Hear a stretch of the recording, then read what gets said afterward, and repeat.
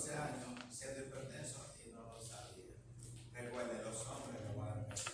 La diabetes, la hipertensión arterial son enfermedades silenciosas. Entonces yo dije, algo vio el médico. Y comencé a preguntarle, ay, qué pendejada. Nada. Le tomo la tensión arterial, el paciente, tensión arterial, tenía 180 sobre 110. Él usó su medicamento, su remedio. Cuando yo vi el Alapri, 20 miligramos, qué vaina, qué pendeja. Una vez al día. Eso se usa 2 veces al día. Pero bueno, qué cosa. Le hicimos reajuste de tratamiento. Y entonces, ¿qué seguía? O sea, un paciente asintomático. Pero alguien había visto algo. Le indicamos la depuración de creatinina, orina de 24 horas, le indicamos albuminuria, hemograma, bla, bla, bla. Personas. Y hoy el paciente nos trae los análisis, donde el paciente tiene una depuración de creatinina en 100 mililitros por minuto, era como 105, normal. Creatinina, normal, 0.9. Pero el paciente tenía albúmina. Mañana vamos a hablar de la albúmina. Normal, porque la albúmina es menor de 30 miligramos en 24 horas. El paciente tenía 1300 y pico miligramos. Tenía una albuminuria A3. Principalmente de la autoridad. Estaba normal. Seguimos con la sonografía, ecografía. ¿Qué tenía? Quiste simple, renal derecho, izquierdo, no recuerdo, de 2.1 centímetros por 1.9 centímetros. No son patológicos los quistes renales simples. 30% de pacientes mayores de 50 años lo tienen. A medida que vamos avanzando la edad, lo tienen. El paciente le indicamos un electrocardiograma, porque somos internistas también. El paciente tenía datos de isquemia en cara inferior del electrocardiograma. ¿De dónde? ¿Quiénes vieron el electrocardiograma? Cara inferior. ¿Cuáles son las derivaciones que me da la cara inferior? ¿Quién sabe? ¿Quién vio electro? ¿No saben cuánto usted vio electro? Pero te sanciono ahí. Ahí. ¿Usted vio electrocardiografía? Dios mío. Brevemente.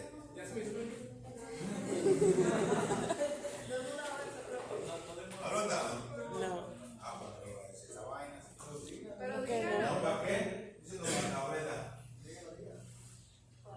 Doctora, cuánta emoción, felicidades. Entonces, el paciente tenía datos de necrosis de cara inferior. ABF. E1.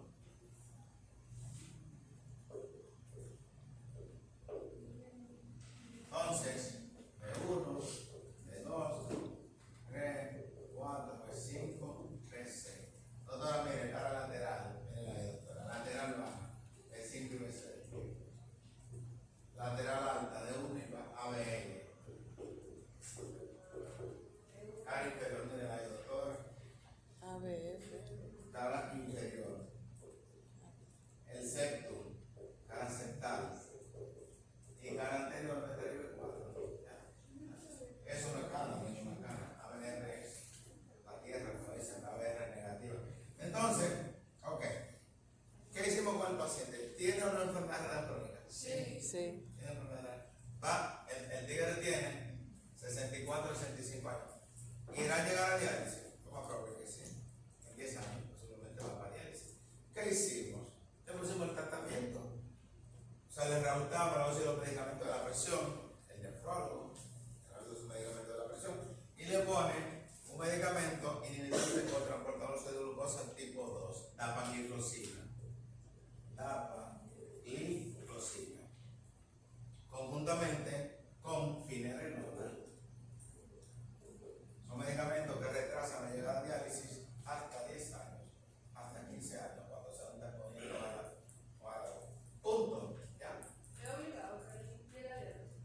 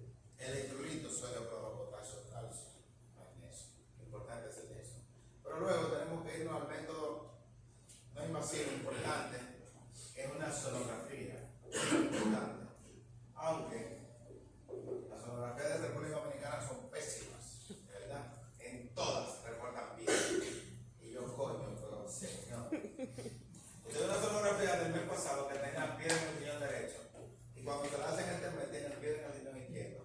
¿Qué coño? Entonces tú tienes que darle un placebo al paciente para darlo tranquilo. Y si le hagas una tomografía, y cuando el paciente te lleva a la tomografía, dice, ay doctor, pero usted sí es bueno, mire, me botó la piedra se desbarató y usted ni cuenta se dio.